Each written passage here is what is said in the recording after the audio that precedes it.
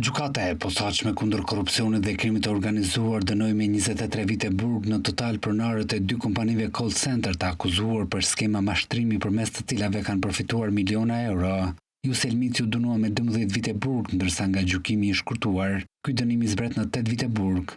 Mendim Domi Sakaç është dënuar me 11 vite burg, ndërsa dënimi i zbret në 7 vite e 4 muaj.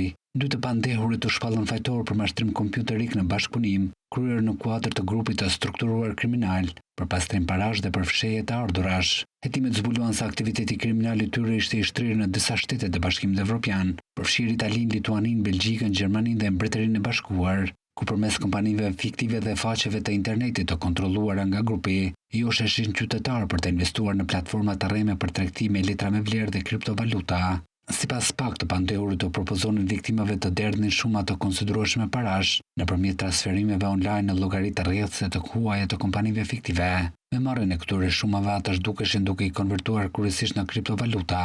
Sipas pak dhomi ekonomik i provuar nëpërmjet kallëzimeve të depozituara ka vlerën e 3 milionë eurove, por që dyshohet se numri real i të dëmtuarve dhe shuma e përfituar nga aktiviteti kriminal është shumë e madhe. Gjithashtu SPAK vuri nën sekuestro rreth 31 pasuri në pronësitë të dënuarve.